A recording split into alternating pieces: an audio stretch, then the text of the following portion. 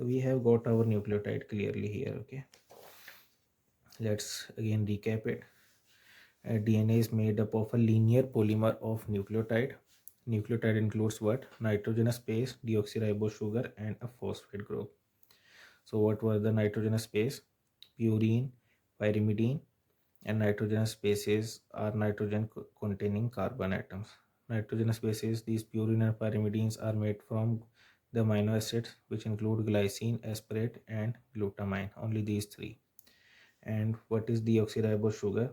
These are a group of pentose sugar, and pentose sugar include ribose sugar and deoxyribose sugar.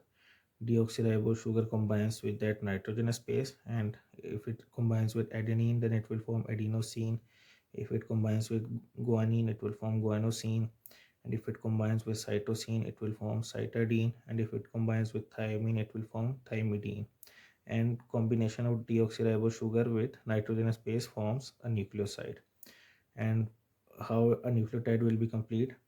These nucleoside must combine with a phosphate group and it will form nucleotide.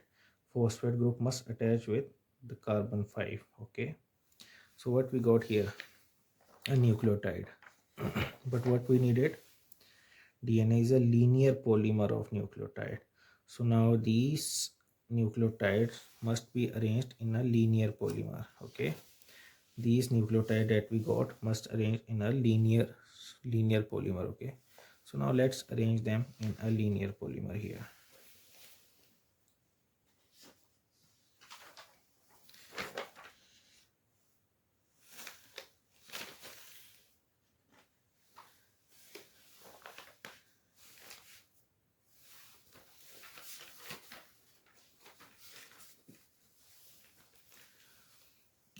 So what we had first?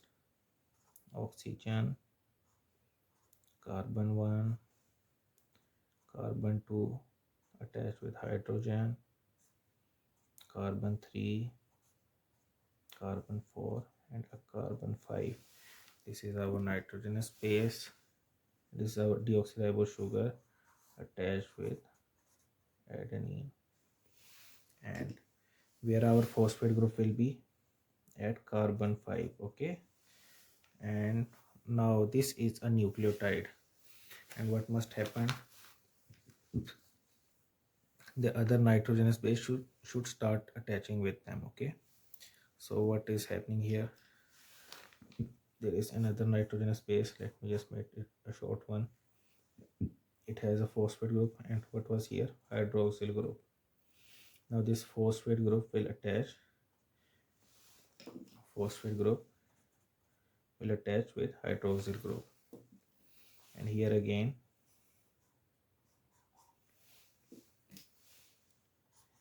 this is guanine, this is cytosine, and here is phosphate group and hydroxyl group. These two will attach with each other. How they are going to attach? There must be a bond which is attaching them. Okay, so there is a bond between them. Okay, let's make another one, and this is what? Thymine. Okay, there must be a bond between them, between phosphate and hydroxyl group, and there is a bond. They must be attached here. So what is the name of this bond? This bond is known as phosphodiester bond. Okay, so DNA, the nucleotides are attached with each other via phosphodiester bond. Okay, so we have just made one of them. Let's make other as well. Another one again, adenine,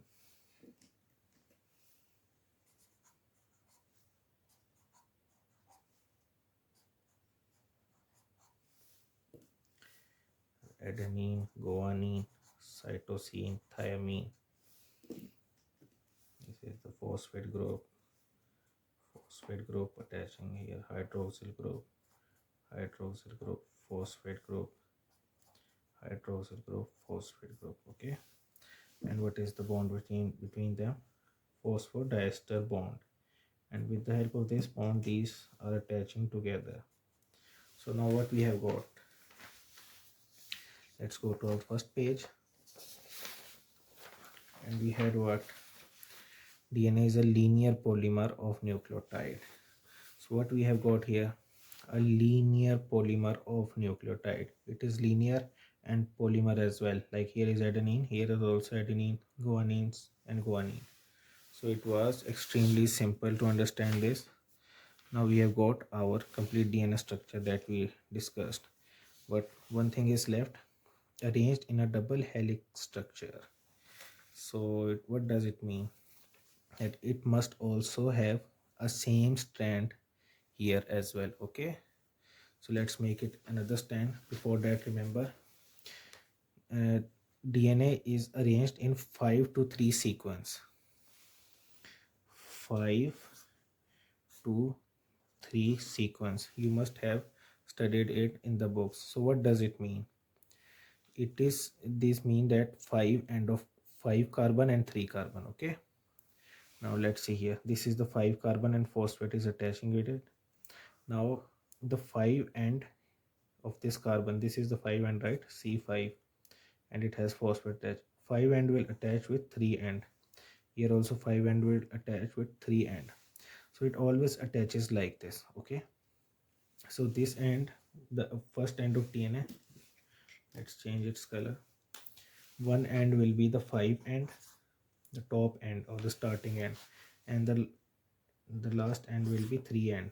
Okay, DNA must always be like this, because this is C3, so it will obviously be 3 end. Then this is C5, so it will always be the 5 end. Okay, so now when the other strand is going to form, it will be anti-parallel. Okay, like this strand will think that it is straight and this strand will think that it is straight. Like how it is going to form, let me show you. It will be like this.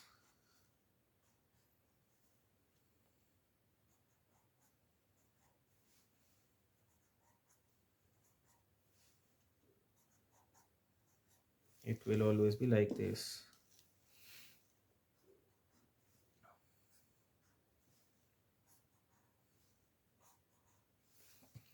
What will be here? Phosphate group. Where will be phosphate group? Always at 5 end. Okay, so it will start forming from here. So what will this end be? 5 end, and this will be 3 end. Okay, and it will go along like this. Let's make it how it is going to go.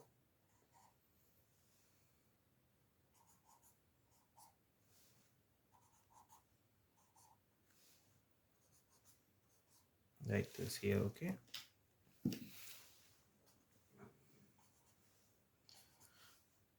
like this, and here will be the phosphate end or the 5 end.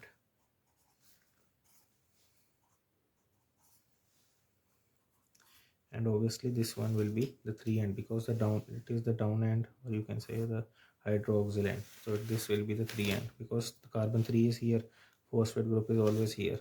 If you just flip this one like this, then this is the 5 end, then this is the 3 end.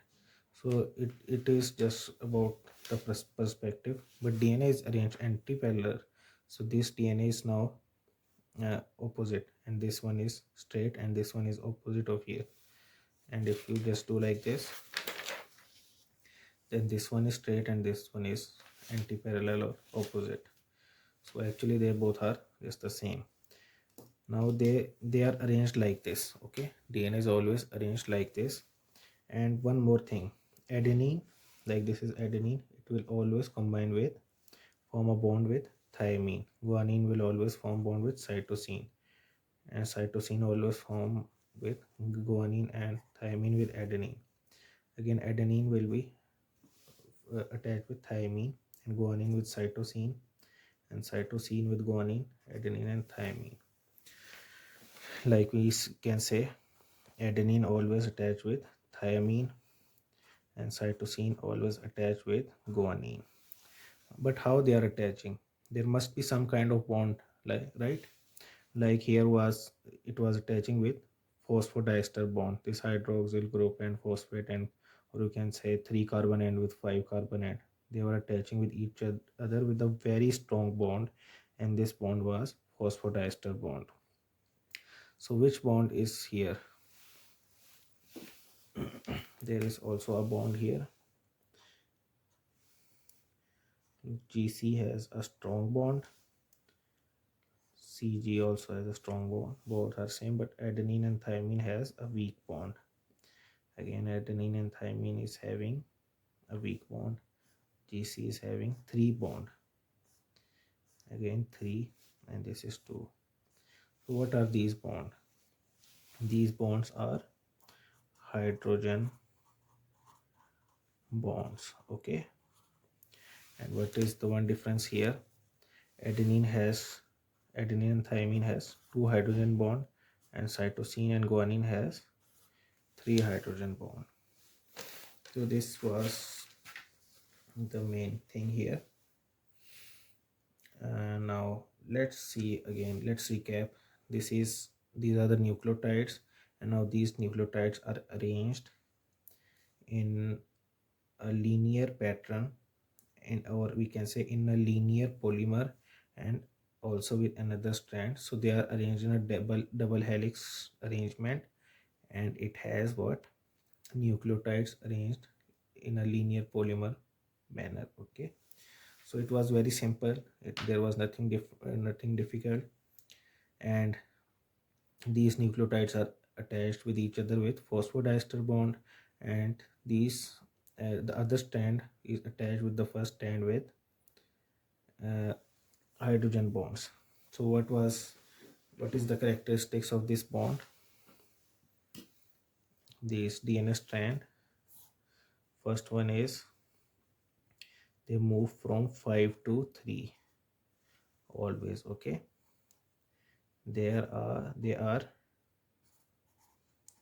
anti-parallel.